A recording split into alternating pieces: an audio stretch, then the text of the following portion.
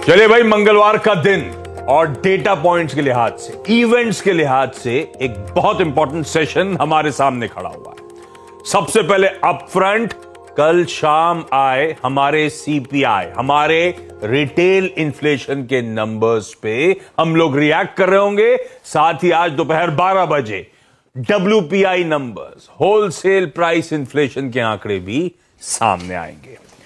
एक बहुत results heavy day, एकदम लास्ट में जाते होते वो जो एकदम तूड़ पकड़ता ना माहौल, वो है 5 निफ्टी की कंपनीज, इनके अलावा 11 वायदा बाजार की और कंपनीज हैं जिनके आज नंबर्स आने, इनकी डिटेलिंग बाद में लेकर आऊंगा।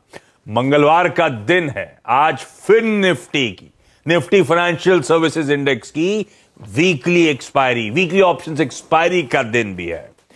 साथ ही आज बाजार अपने आप को प्री पोजिशन कर रहा होगा एक बहुत बड़े ग्लोबल इवेंट के लिए।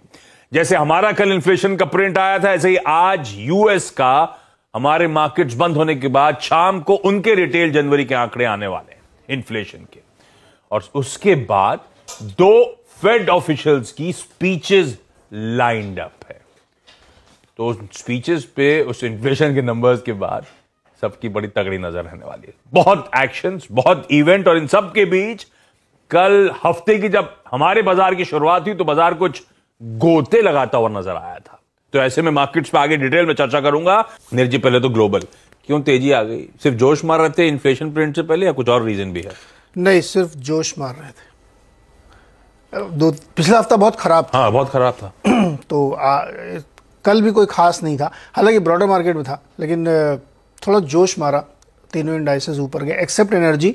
सारे इंडेक्स ऊपर थे जो S&P के 10-11 इंडेक्स हैं। हाँ। तो इसको लेकर के मार्केट बहुत उत्साहित नहीं है। मार्केट के अंदर दरअसल चिंता है, और चार्ट में नहीं दिखा पा रहा हूँ, मैं 8 बजे वाले में दिखाऊंगा। अगर आप S&P का चार्ट देखेंगे तो एकदम डेज हाई पे जाके बंद हुआ है, लेकिन आखिरी में एक बहुत बड़ी सी रेड कलर की कैंडल है। तो काफ़ी लोग बेच के निकले भी हैं प्रॉफिट बुक करके वहाँ से, क्योंकि आज उनके लिए इन्फ्लेशन का जो नंबर आने वाला बहुत इंपॉर्टेंट है। तो उसके आधार पे होगा कि आगे की तस्वीर क्या बनेगी। तो मार्केट एक बहुत ही कॉशियस कहें या प्रॉफिट बुकिंग कहें या वोलेटाइल कहें, उस जोन में है मार्केट जहाँ पे कोई सॉलिड रीज़न नहीं कि मार्केट अपनी इस गेन को होल्ड करे। तो हालांकि कल अच्छी खासी तेज़ी हुई, लेकिन मैं आपको चार्ट दिखाऊंगा।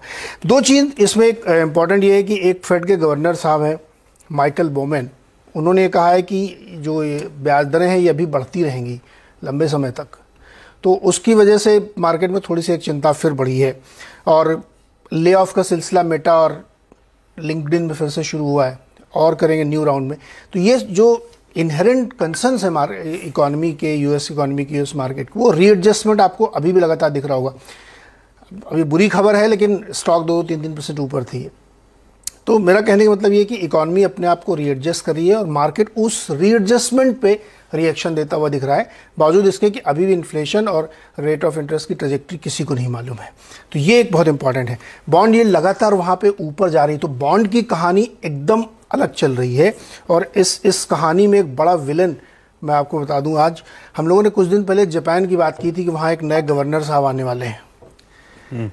तो उन्होंने कहा था ना कि हम जो पुराने वाले थे उन्होंने कहा था हम पॉलिसी टाइट करेंगे, थोड़ी सी बॉन्ड यील्ड को ईज करेंगे। तो वो उनका टर्म खत्म हो रहा है, आज नए गवर्नर साहब का अनाउंसमेंट होगा। और नए गवर्नर साहब जो हैं उनका जो नाम है, पता नहीं क्या कैसे इसको प्रोनाउंस करें, काजुयो यूडा। और आप जैसा कराएंगे हम लोग वैसे करेंगे। देख ले जो सही प्रोनाउंस। इनके बारे में कहा जाता है कि ये बहुत सख्त आदमी है, और ये मिड ईयर तक पॉलिसी में चेंज कर देंगे। तो जापान की तरफ से जिस कैरी ट्रेड की हम लोग अनवाइंडिंग की बात कर रहे थे, वो डर एक बार फिर से यहाँ पे होगा। आज नाम का अनाउंसमेंट होगा, और फिर धीरे धीरे ये चीज़ें आएंगी। तो इसीलिए शायद बॉन्ड मार्केट अपने आप को उस हिसाब से रीएडजस्ट कर रहा है। इसीलिए आप लगातार देख रहे हैं कि मार्केट कुछ और कह रहा है, बॉन्ड मार्केट कुछ और कह रहा है, और शायद इसी को भांपते हुए, इसी को सेंस लेते हुए JP मॉर्गन ये कह रहा है अपने इन्वेस्टर से कि आप लोग स्टॉक की बजाय बॉन्ड की तरफ देखिए, वहाँ निवेश करिए। और मॉर्गन स्टैनली ने तो यहाँ तक कह दिया कि एक बड़ा सेल ऑफ अभी बाकी है।